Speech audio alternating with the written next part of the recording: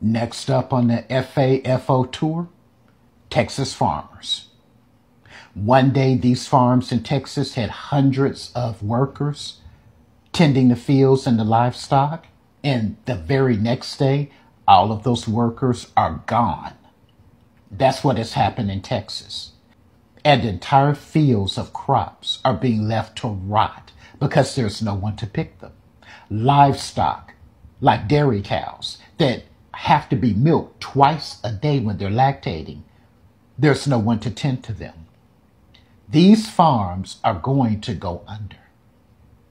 And it's not going to just affect Texas farmers. This is going to affect the breadbasket of the nation very soon. Most of these farmers voted for the felon in chief. And now they are reaping what they have sown, quite literally. Is America great yet? And all of these red-faced, conservative MAGA folk who have complained for years about these illegal immigrants are taking our jobs. It's funny, they're not lining up to go work out in these fields for that low pay out in the hot sun. And what's unspoken is many of these farmers and many of these racists thought that we black Americans were going to rush out there because they have come to believe their own racist stereotypes and lies about black people. And they did. They thought we were going to line up to go work in those fields. Ha ha, tricks are for kids. Our ancestors already been there and done that, and they were not paid at all. They were forced to work in fields, whipped and tortured. This is a new day. And so I suggest everyone who has ever complained about illegal immigrants taking our jobs, you get you some 100 SPF sunscreen and get your ass out there in the fields if you want produce, period, in your grocery stores. And think about this. This is going to have a ripple effect. Think about all the businesses that are vendors and customers of these farms. There's no one to buy fertilizer, farm implements, pesticides. Many restaurants that are farm to table, where they're going to get their meat and their produce. Racism is expensive, and it is going to be the ruin of this nation. It's already playing out. So again, I ask, MAGA, are we great again yet? And when are y'all gonna go out to Texas and all these other areas that need work and start working the fields, since you're a patriotic American? I'm waiting to see when that's going to happen. Clear difference between what Donald Trump was saying and what Kamala was saying. He won, Donald Trump won this specific district where there is a significant population of rural voters and farmers. So this is how the news in Maine explained this situation. Department of Agriculture has angered those who work on small farms across the state. Political reporter Kate McCusker heard from Maine's farmers who gathered to protest in Augusta today. With some arriving on tractors and one even carrying a bucket of manure, today Maine farmers gathering to protest recent cuts by the Trump administration. Several farmers from across the state spoke out against recent cuts by the U.S. Department of Agriculture to school lunch programs and food banks.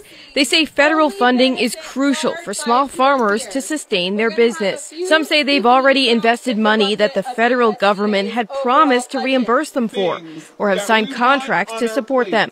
And overall, they say the uncertainty and confusion is hurting the industry. This is not a partisan issue for me. I'm not a Democrat or a Republican. I'm a Mainer who thinks we need farms and farmers to feed people in our state. So Maine farmers, help me to do the math here. 1 + 1 = 2. The sky is what color? Blue. If someone tells you who they are, it's best you believe them. Donald Trump said that these were the things that he was going to do, and he did them. He talked about tariffs, and he talked about cutting the Department of Agriculture. He did exactly what he said he was going to do.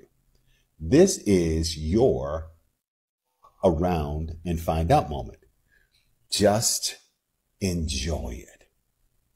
Take it like a man or woman. You voted for this. This is exactly what you deserve. Good morning, good evening, and good afternoon, Africans. I hope you're faring well where you are. And if you ain't faring well, please fare well where you are. So there is this trending video whereby the white farmers in Texas, Nebraska, Tennessee, everyone is complaining and they're crying that black people refused to work on their farms, right? You see, when you tell a black person to go and work in your farm, it is like a traumatic thing you're trying to trigger. You're trying to remind them of a very sad time in their life. And it won't go well with you who is trying to do this, right? So what follows is that people are really not, people are always triggered by bad memories. People are always triggered when you remind them of things that they passed through and they suffered, right? So working on a farm for a white person is a reminder of the times of slavery, right? Because that thing will still come back. So black people refused. They refused to come into a self-induced post-traumatic slavery syndrome. They refused to get into that. And that's why they refused to work in the white farms. Because the white farmers themselves, they brought this upon themselves when they voted Donald Trump. What did Donald Trump do? Donald Trump deported the people who used to work for them, right? And so they are here and they are watching and they're like, what can we do now? There's nothing they can do because Donald Trump has held them by the balls. So they have to submit to Donald Trump and his actions and consequences, right? So black people have refused to work on the farms, and I want you to have a glimpse of this specific situation that is occurring here. I want us to listen to this video, listen to why working on the white farms might be a very big problem, or it might trigger a post-traumatic slavery syndrome.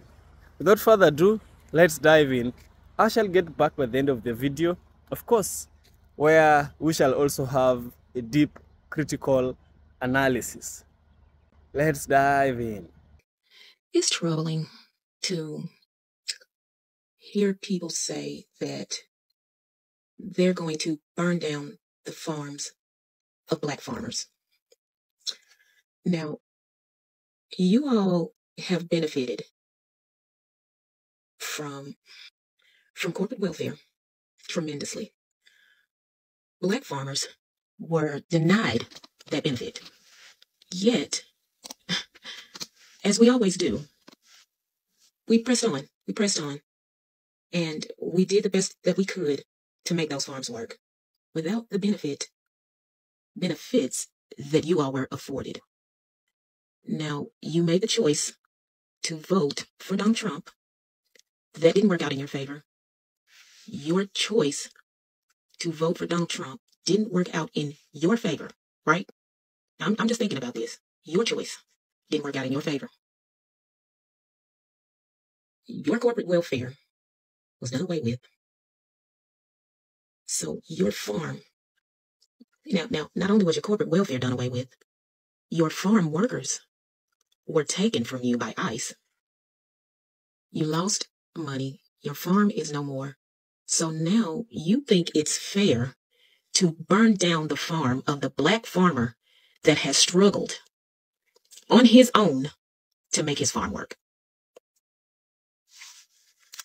See, black people, we survived slavery, we survived Jim Crow, we survived sharecropping, we survived the civil rights movement. We're surviving now. But you feel it's fair. See, this is what y'all did in Tulsa and so many other places too. Black people have continuously pulled ourselves up by our bootstraps. We've never. Now, y'all came into this country. You generated wealth by stealing the land from the natives, who just happen to be my folks too. Yeah. So there's reports coming out right now about farms in Texas losing nearly 100% of their staff due to immigrant workers not turning up because of fear of the ICE raids. So let's talk about that. Texas farms generate around $32 billion a year in revenue for the state, huge, valuable. And there's around 100,000 and there's hundreds of thousands of farm workers in Texas. And around 20-30% of those are foreign born, and around 17% of those are undocumented. So there's a lot of immigrants and a substantial number of undocumented immigrants. Now, the ICE raids have caused people to stay at home because of the fear that they're going to get deported. This means that farms are losing their staff. Some dairies have lost half their workers overnight. That's halts milk operations and also means the herd isn't being tended to. But it's not 100% of staff because less than 30% are immigrants in the first place. So we need to clarify 2 points. First of all, it is an issue because farms require a lot of manual labour. And even if you're losing 10% of the staff, that's going to be a bigger impact, but it's not 100%. Now, the reason it's a problem right now is this harvest is going on right now. So it's the winter wheat harvest, so it's planted in winter, gets harvested now, and around 50% of wheat would be harvested right now. And it's a critical phase. That's not going to happen if the staff aren't there. You then got a lot of fruit being harvested right now. Cantaloupes, watermelons, peaches, plums, blackberries. They're all being harvested right now in either central or northern Texas. And these delays could either cause a loss of the crop or a reduced quality and therefore reduced revenue for the farmers. So it's actually quite a big issue. There's also secondary effects. So hay and silage is having troubles being harvested. That means there's going to be a long tail impact because the lack of hay now is going to impact the feed supplies later on. You've also got problems with logistics, so haulage, delivery, and then food processing plants. So think about abattoirs, etc. If the immigrant workers don't turn up for that either, you're not going to be able to get the food processed even once it is going from the farm to the factory. So this is quite a big issue. Not 100% of staff, but it is a significant percentage of staff, which is going to impact food supplies. In America? Oh, you didn't think you farmers would be touched by your fallen angel up in D.C. And you're still calling out your Lord and Sataner. Hey, dude, he's not listening. He doesn't give a flying. He's used y'all up already. Yeah. But your bros up in D.C. will be happy to snatch up your land when you have to foreclose, just like they're snatching up innocent people off. What I would suggest to you, keep trying to band together. You know, the way the folks band together back in the day to help raise barns. But you keep working hard now to try to make your country a better place all of a sudden. Yeah, most of us Americans will not forgive and forget you voted for. And you're still supporting time and time again. But hey, enjoy that chapter 7, 11, or 12 bankruptcy you voted for. Yeah, and now I'm going to go watch the cult classic Children of the Corn and think of you, Malachi. Yeah, if you know, you know. Y'all have a good day now, okay?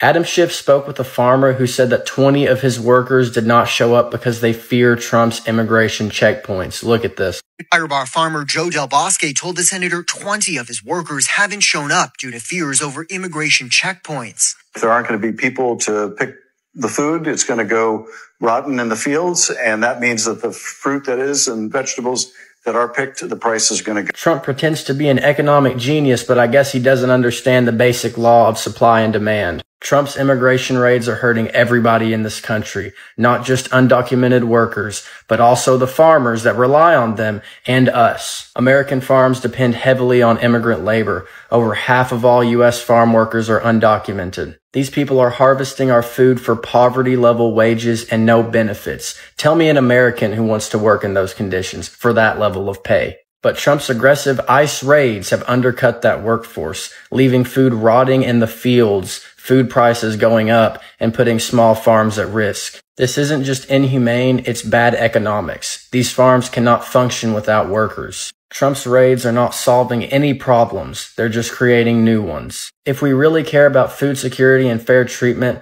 we need immigration reform, not political theater. First off, good morning. Second off, take a look at this listing from AM/PM Staffing Services. This shit's crazy, right? I believe this job posting is for MAGA, the white nationalists, and everyone that want the immigrants out of the country. They want farm pickers to pick blueberries on the farm in Louisiana for $11 an hour. 9 to 10 hours a day, 7 days a week in the months of May and July. Do you understand? What, May through July? Do you understand how hot it is in Louisiana? They want to get rid of the migrants. And then they want to put a listing like this for someone to come and work. Do y'all remember when Trump said that the migrants and illegal immigrants that was taking black jobs? These are the type of jobs that he was talking about. This is how they figure that black people should be working like slaves. You know what I'm saying? Cause right now, doing that kind of work and that kind of heat for that kind of pay, that's slave labor right there, bro. That's some labor. I mean, that is really jobs for some disenfranchised people in this country. And believe it or not, this is what they want us as black people to be doing.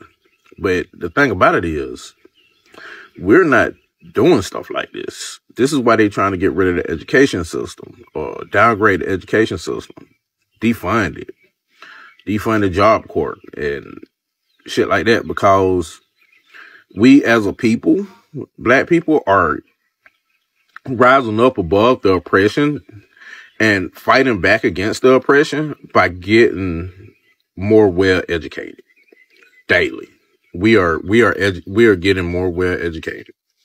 We are starting our own businesses, doing our own thing, not having to work for a mediocre supervisor when we know that we are better than them.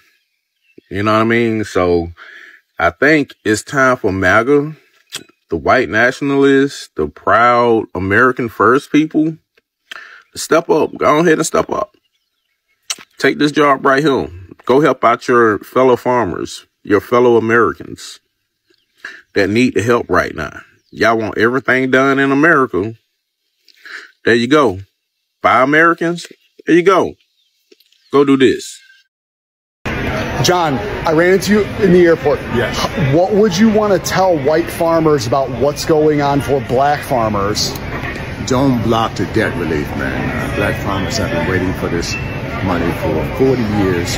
You need our land the same way you need yours. And most of you guys have received debt relief. We've never received it.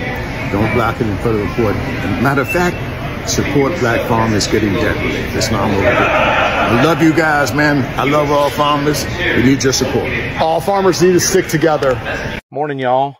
Just like you see behind me, Texas has a storm brewing ahead of us for Texas agriculture.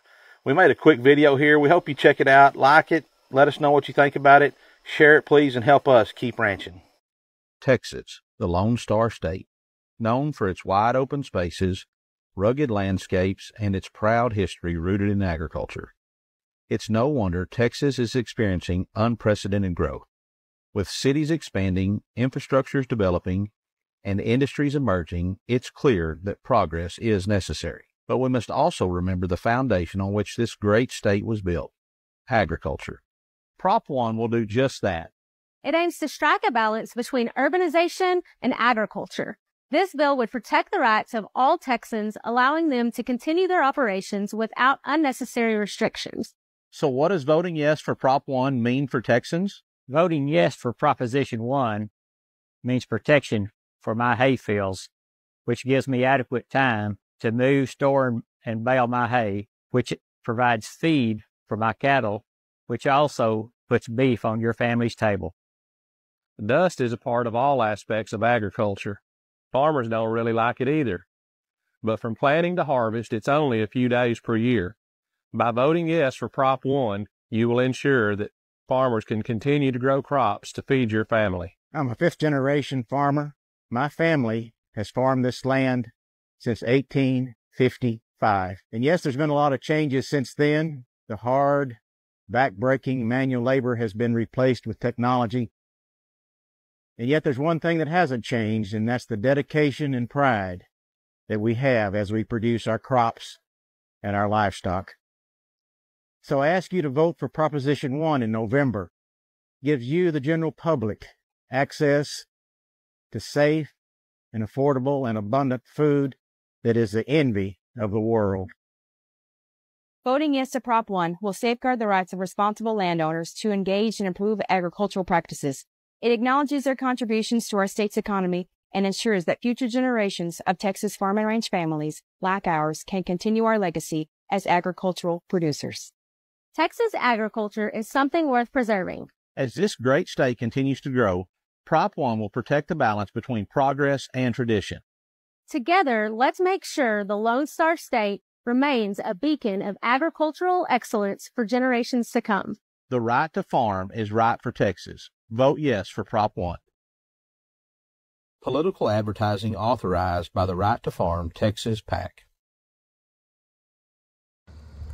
I myself, after carefully listening to this video, here is my deep critical analysis. Listen to this, guys. You see, when a man has nothing to lose, that is the most dangerous man. When he has nothing to lose, take everything from a man, that man will become violent. Sometimes what's left of people is just a glimpse of maybe of hope. Maybe their hope might be their families. Maybe their hope might be their career. Maybe their hope might be their partner. Whatever it is, even a dog can be a man's hope and maybe the last hope. You take it from them, that man has nothing to lose, and you will see the wrath of man. It is so bad to befall into the wrath of man. God can be merciful, but man is very evil. Now, what happens is this. Working on black farms, on white farms as a black person is not just about going to work, getting paid and living. Those working conditions by which those Latinas, those Hispanics were working, because they are the ones who majorly work on those farms. The conditions these guys were living in were very dangerous. The conditions these guys were living in and working at, extremely dangerous. First of all, low wages. You are paid low wages, extremely low wages. This is a job that white people themselves won't do. So they have to hire other people. Low wages, low payment, extreme work, bad working conditions, because there are some places in the United States of America when there is extreme heat, very hot, right? And so I look back right now, I look back and I see a person, I see an individual who has survived these conditions of extreme conditions. And they are now being told that after 400 years, they've worked for 400 years. And now that they finally have some rest, they are being told, you need to go back and work for us. Because those workers who've been working for us, we kicked them away. Or our president took them away. Right? The average black person in America today would not accept that which an average black American back then, or an average African, back then they were Africans, not black Americans, they will not accept to work under such situation. Right now, there is the Constitution, even though it doesn't really completely favor them, but somehow it protects them. Black people now have a voice. This very black person will never ever walk close to a white farm going to work over there. Never ever. Because it's a trauma. It's a trauma. It's a trauma of their fathers, their mothers, their children, their great-grandfathers, their great-grandmothers, and in reality, their families, right?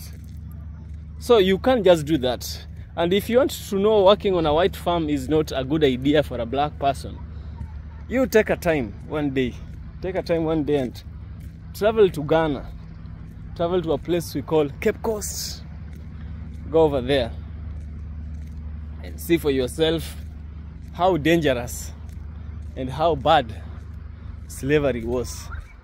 And what is slavery basically? Slavery was about farm labor.